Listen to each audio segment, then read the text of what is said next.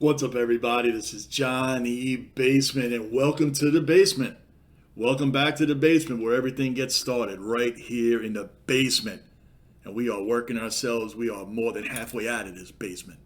We are more than halfway to 1,000 subscribers. If you're new here, do me a favor, hit that bell notice and the subscribe button first, and then hit the bell notice, however you want to do it. Just do it. And if you're just lingering around, you come by my page from time to time, hit that subscribe button and the bell notice. Help me get to 1,000.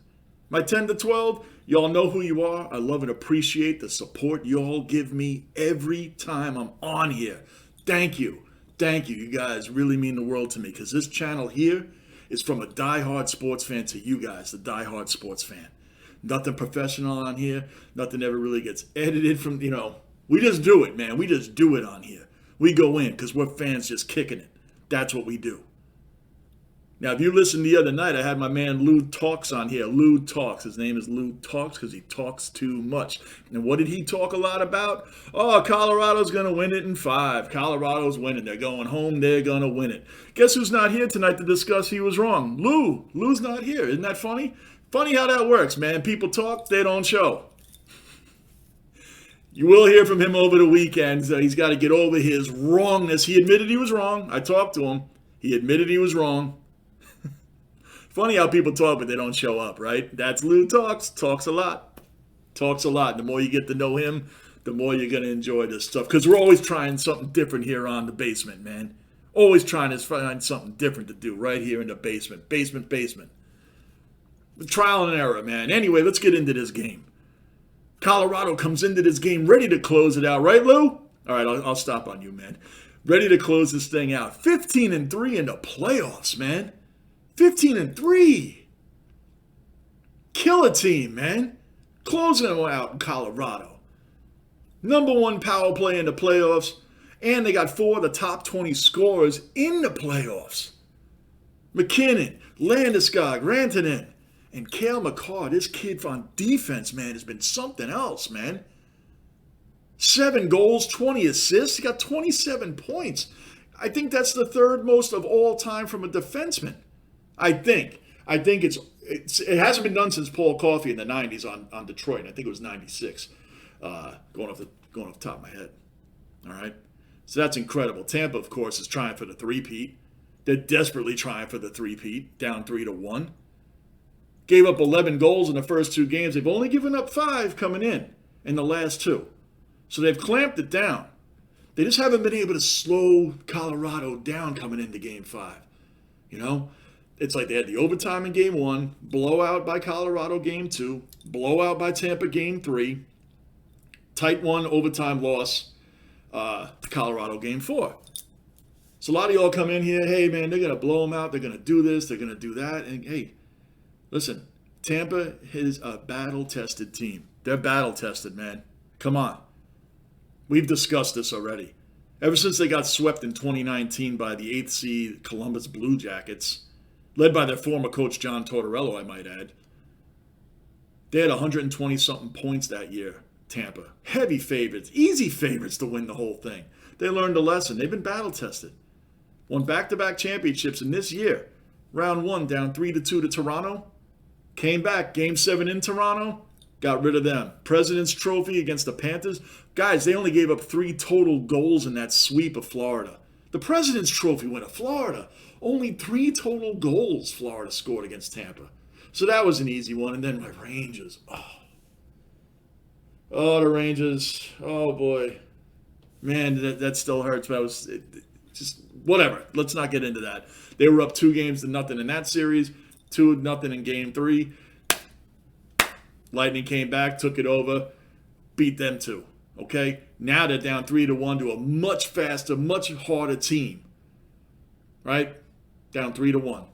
Colorado really came in here and they should have closed it out. But just like they did against the Blues, they're really the only other team that tested them in this playoffs. The Predators were a joke. Stereotypical 8-seeded team. Joke. They swept them out like they weren't even there. St. Louis gave them a little bit of a run. They were up 3-1 Colorado, but then, could have closed it out like today in Game 5. St. Louis came back and won that game. They won that game. I believe Colorado was up 3-0 in that game and blew it. I believe. I'll always throw that in there because, again, I'm off the top of my head. They ended up going to St. Louis and winning Game 6. They're going to do that here? Is Colorado going to do that here? Tampa is not St. Louis. St. Louis won a cup a couple years ago, I know, in that 2019 year. Tampa's really battle-tested, guys. Nothing makes them nervous at this point. Stamkos, Kucherov, Palat, Vasilevsky, Hedman, Ryan McDonough, these guys have been around, man. They've been around this thing for a little while now. The goalies coming into tonight, Vasilevsky, man, 1-3? 1-3, Vasilevsky? The winningest goalie the past 5 seasons. Back-to-back championships, down 1-3 record. He has like an .889 save percentage and a 3.7 goals against average coming into tonight. Kemper! I keep yelling that he is the weakest goalie Tampa has faced. Colorado protects him as much as they can, like you'd protect your kid, man. Like they know that's their weak link. He's 3-1, 2.6 goals against average. And I think he has a .900 save percentage on the dot coming into this game. Who expected Kemper to be outplaying Vasilevsky, man? But that's what we got coming in. So the game starts great first period. Tampa really kept them down. They wanted to make it to the first period break. I think the announcer said they wanted to make it to the commercial break in the first period, around 13 minutes at no goals, and they succeeded in that. Then Ruda scores unexpectedly, right, of all people. Ruda scores for Tampa, makes it 1-0. Then it got a little crazy in the second period, man. It got crazy. Nichushkin again scores another goal. This guy has been money replacement for Kadri when Kadri got hurt in Game 3 against Edmonton. Got hurt. Nichushkin scores 2 amazing goals to win Game 3 against Edmonton for Colorado. Then they swept them out in Game 4.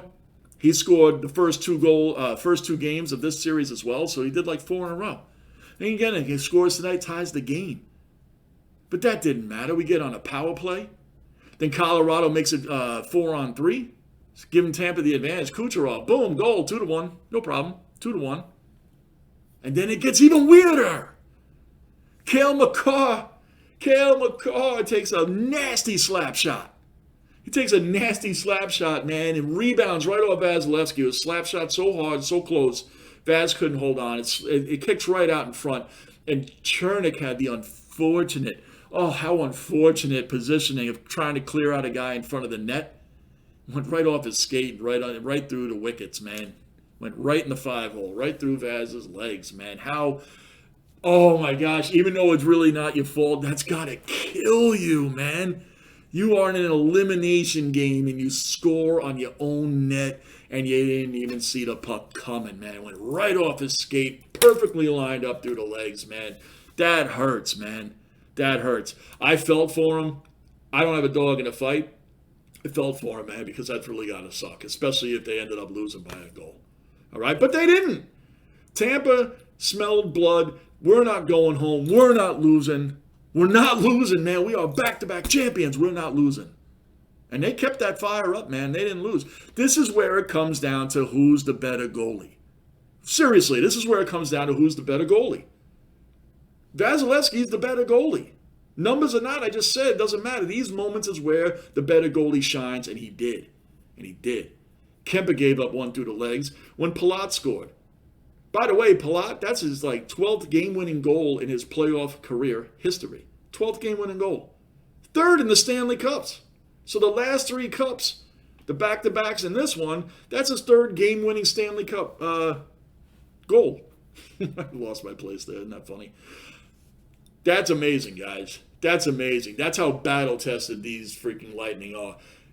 Colorado, man, you can't let this team back in like this. Now you're going back to Tampa. I called Tampa in 7. I got laughed at after Game 1, laughed at especially after Game 2. I called Tampa in 7. I've been sticking to it.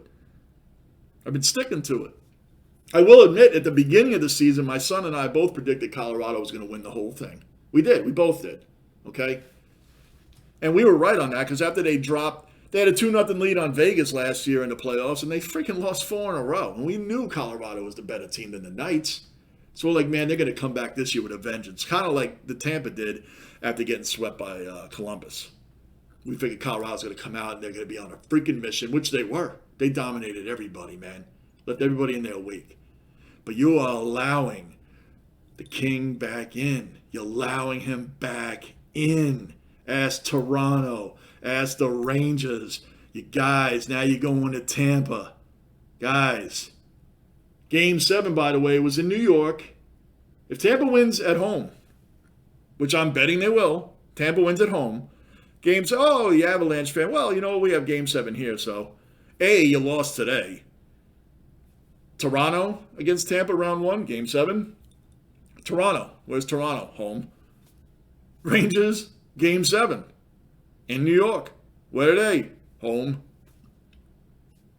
Colorado, man, if you're an Avs fan, take it from me, a Ranger fan. Die-hard Ranger fan. Take it from me, guys.